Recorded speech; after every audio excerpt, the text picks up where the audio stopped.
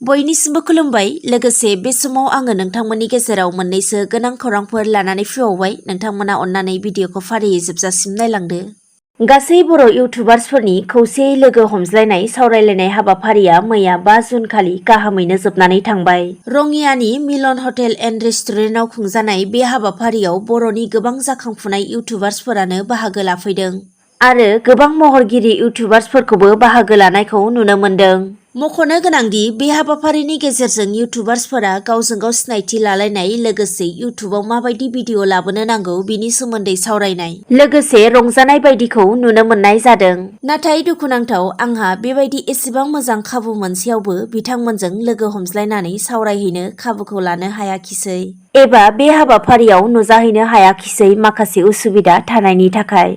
जेखियानो जाया आङो बेबायदि हाबाफारि लानायखौ जोबोर मोजां मोनदों आरो इउटुबार्सफोरनि गेजेराव खौसेथिया बांगोन होननानै फोथायनाय दं। प्रमद बर' दैदेननाय बिटिआर ओनसोलाव मोनसे गोदान समाज दानो थांगासिनो। खोमसिया थांबाय दा सोराङा फैगासिनो। समाजखौ सोलायनायनि थांखिजों बिटिआर सरकारा जे खामानिखौ मावनो लागासिनो दङ बेवहाय गासै रायजोआनो हाबाफारि मावनायखौ नुदों आरो रायजोफोरानो अनसायदों फोथायदों। बेनिखायनो बिटिआर सरकारा रायजो राजानो खोथा होदों जे फैबाय थानाय समाव बिटिआर ओनसोलखौ मालाय हादोरफोर बायदि बयनिख्रुइबो साबसिन हामसिन हादर खालामनो। बे बाथ्राखौ बुंथिदों बिटिआरनि इएम राकेश ब्रह्म बिथाङा। गुबुन फारसेथिं बिथाङा गोख्रों रावै बुंबावो दि जुदि फैबाय थानाय समाव रायजो राजाफोरनो खोथा होनाय बायदि इउपिपिएल दोलोआ खामानिखौ मावनो हायाब्ला इउपिपिएल दोलोखौ एंगारगोन होननानैबो गोख्रों रावै बुंथियो इएम बिथाङा। मख'नो गोनांदि फैगौ 8 जुनाव खुंजानो गोनां खख्लाबारि बियाबनि उफ्रा बिसायख'थिनि थाखाय फोसावदिं मेलाव बाहागो लाफैना बिटिआरनि इएम राकेश ब्रह्म बिथाङा बे गोख्रों बाथ्राखौ बुंथिलाङो। मोनसे दुखुनांथाव जाथाय बिटिआर ओनसोलनि चिरां जिल्ला आमगुरि थानानि सिङाव थानाय आमथेखा बाजाराव फिन गुलि गावनाय जाथाय। बे जाथाया थांनाय 4 जुन खालि हर गेजेरनि 12:30 रिंगासोआव जादों।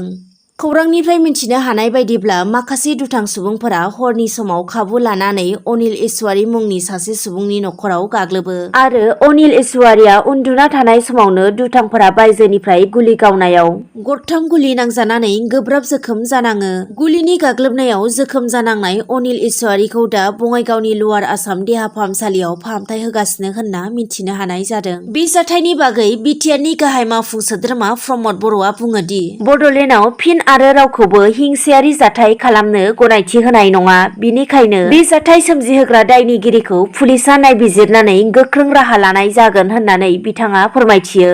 गुबुन फारसेथिं बिटिआरनि इएम रनजित बसुमतारी बिथाङाबो बे जाथायनि सायाव दायनिगिरिखौ गोरलैयै हगारनाय नङा गोख्रोङै साजा होनाय जागोन होनना गोख्रों रावै बुंथियो आरो बेनि थाखाय गोख्रोङै नायबिजिरनायाबो सोलिगासिनो होननानै बिथाङा फोरमायथियो। गुबुन फारसेथिं बिथाङा बुंबावो दि बर'नि थामथि गोरोबथा बिटिआर सुक्तिनि गेजेरजों सान्थि गायसंनो हानायखौ माखासे मेगन साग्रा सुबुंफोर दङ आरो जाय सुबुंफोरानो बे जाथायजों लोब्बा दङ बे सुबुंफोरा रावबो गोरलैयै खारग'नो हानाय नङा होननानै गोख्रों रावै बुंथिबावो इएम बिथाङा। मख'नो गोनांदि बिटिआर गोरोबथा जाखांनायनि उनावबो सम सम बिटिआर ओनसोलनि गुबुन गुबुन जायगाफोराव बेबायदिनो माखासे दुथां सुबुंफोरनि सादारन रायजो राजाफोरनि सायाव सिलाइ गुलिजों गाग्लोबनाय दोन दौलत दाबिना लांनाय बायदिखौ सम सम नुनो मोनबोबाय थादों। दिनै फुंबिलिनि मोननैसो खौरांफोरा बेखिनियानोमोन। गोजोन्थों।